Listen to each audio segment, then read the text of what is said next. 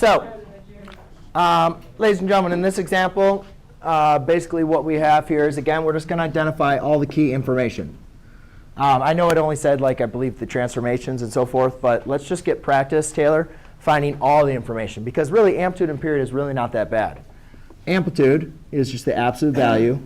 I'll write it all out for you guys this time. Absolute value of A. So our A is 5. Absolute value of 5 is 5. Is everybody OK with me now? Can we just remember there? Period, again, is 2 pi divided by b. 2 pi divided by b, in this case, is just 3. Well, there's no fraction or anything I can simplify, so it's just going to remain just like that. OK? The next thing is the x scale. So when you guys are looking at the x scale, we're just going to take our period divided by 4. So I do 2 pi over 3 divided by 4. You guys are familiar with this now. I multiply by 1/4 on the top and bottom, right? It's the exact same problem that I just did, and you'll have pi over 6. The next thing is the phase shift. And as I told you guys, this is going to be like our initial period start. That's, Anastasia, could you put your head up, please? This is going to be your initial period start. So what you guys need to do for this is take what's exactly inside of your function and set that equal to 0. Because as I told you, for sine and cosine, the initial periods always started at 0. However, if you shift the graph anywhere, then our initial period is going to start somewhere different, which we called the phase shift.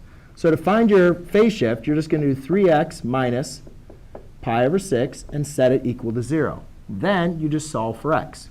So we add pi over 6. So therefore, you have 3x is equal to pi over 6.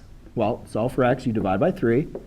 Divide by 3. Crap. Again, another fraction dividing by a number. Multiply by the reciprocal. So therefore, x equals pi over 18. Yes? Is everybody OK? Yes, I got it. Now, the last one was they asked for the vertical translation. Vertical translation is if you're adding, going up or down. Remember, that was dependent on your d. Remember when we talked about adding or subtracting inside of a function? That shifted the graph left or right. Adding or subtracting outside the function, shift the graph up or down. So I'm adding 0.5 outside the function. So what is that going to do? Shift it up 0.5. So you just say up 0.5. And that was it. So you guys just had to label the transformations. That's all I wanted from you. OK?